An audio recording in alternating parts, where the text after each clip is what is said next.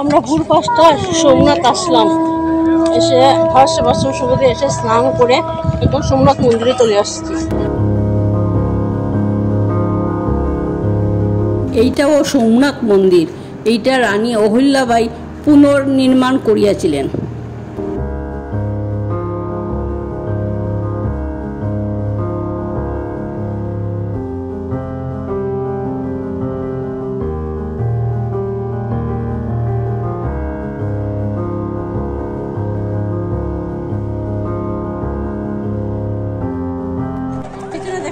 সোমনাথ মন্দির আমরা এসেছি, এখানে প্রসাদও পাওয়া যায়। আমরা প্রসাদ খেয়ে এখন আমরা একটু সাইট সিন দেখতে যাব।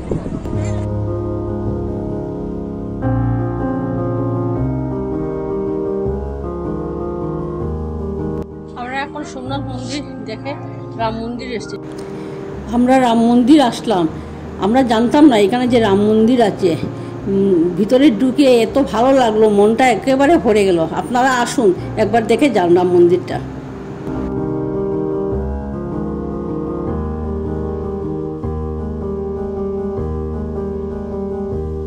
এখন সোমনাথের ত্রিবেণী সঙ্গমে এসেছি, 5 পাণ্ডবের গুহাতে এসেছি। দেখুন আপনারা,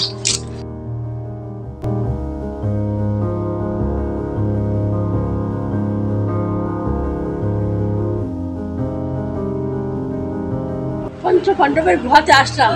এমন কিছু নয়, না দেখলে মনে হয় অনেক কিছু, দেখার পর মনে হয় এমন আহামরি কিছু। আমরা এখন ধাম এসেছি, দেখুন আপনারা।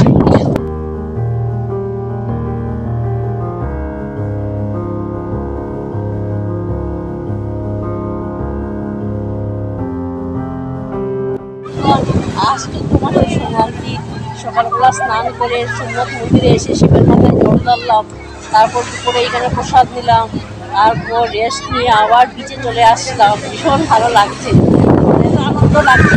সুরতে আমরা আন্দামান গেছিলাম এই, আর তারপরেই আসলাম আবার বিচে আসলাম নেক্সট টাইম।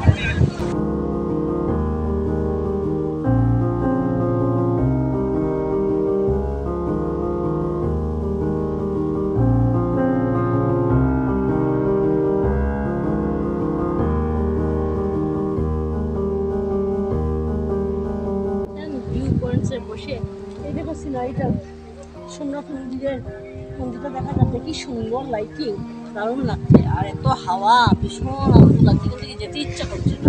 তো আমাদের তো যেতে হবে না, আমাদের ট্রেন আছে, একটু পরে ট্রেন চেপে আহমেদাবাদ চলে যাবো।